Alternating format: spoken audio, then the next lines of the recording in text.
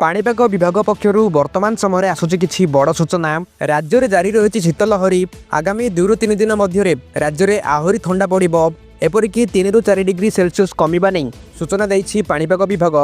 अन्यपटे राज्य में वर्तमान 2 दिन है पाग सुखिला रही।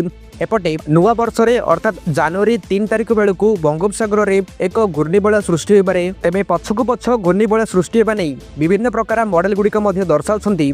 तेबे आगामी दिन में सृष्टि होगा जाउतबा घूर्णिबलयटी ओडिशा उपर किभली प्रभाव पकाइबो, तेबे ओडिशा रे पुणी वर्षा केबेठु कोन आसीबो याकु नै संपूर्ण तथ्य कोन रहिछि चलंतु देखिबा। किंतु ता आगरु आपण माने वीडियो को लाइक करि नियंतु, ता सहित चैनल को सब्सक्राइब करी एही भिडियोटी आपण माने केउं जिल्लार देखुछन्ति निहाती गोटिए कमेंट करि जणांतु। सावधान आसुछि आउ एक घूर्णिबलय, जानतु ओडिशा उपर किभली रहइबो प्रभाव। देखंतु विभिन्न प्रकार पाणीपाग मॉडल ता हो जीएफएस किंबा ईसीएमडब्ल्यूएफ दर्शाउछि जे आसंता जनवरी 3 तारिख बेलू दक्षिण बंगोपसागर में एक घूर्णिबलय सृष्टि हेबो, अधिका घनीभूत होई परिबो नाही।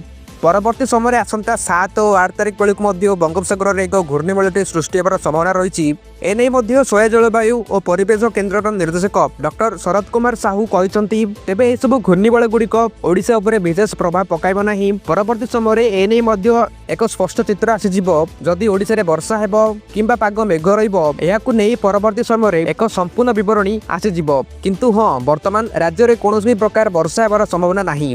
अन्यपटे ओडिशा रे आजठू शीत बढ़िबार संभावना रही। राज्य में एबे पाग सुखिला रही बेले आगक रात्रि तापमात्रा कमिबा नहीं पूर्वानुमान करा विभिन्न स्थान में घन कोहड़ी देखा मिलूँ।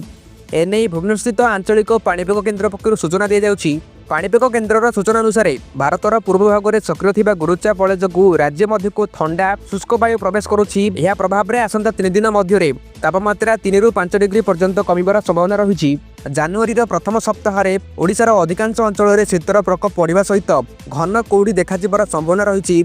विशेषकर राज्यर आभ्यंतरीण जिला गुड़िक अधिका ठंडा हेबो एने पाणीपाग केन्द्र पक्षर पूर्वानुमान कराଯାଇଛି। आंचलिक पाणीपाग विज्ञान केन्द्र पक्षर आसंता 24 घंटा अर्थात 1 तारिख पर्यंत राज्य में 3टी जिला गुड़िक येलो वार्निंग अलर्ट जारी कराଯାଇଛି। घन कुहुड़ी को नहीं पूर्वानुमान करिछि पाणीपाग विभाग। तेबे सेही जिला गुड़िक हेउछि कोरापुट, कंधमाल, अनुगुल। एही सब जिला गुड़िक जहाँकि 50 मीटर और 200 मीटर मध्य विजिबिलिटी बा दृश्यमान क्षमता रहिबो। एणु सकाळ और संध्या समय गाड़ी चालक मैंने सावधान सहित गाड़ी चलने को परामर्श दी जाउछि। ता सहित राज्यर कलाहांडी, बलांगीर, सोनपुर, गंजाम, गजपति, झारसुगुड़ा, केउंझर, नयागढ़ और सुंदरगढ़ को हालुका कुहुड़ी को नहीं सतर्कता जारी करा जायछि। एइबोली पाणीपाग संपर्कित खबर प्रत्येक देखिबा पई आपण माने हम चैनल को सब्सक्राइब करि नियंतु। ता सहित निश्चय वीडियो गुडी को गोटी गोटी लाइक करि नियंतु।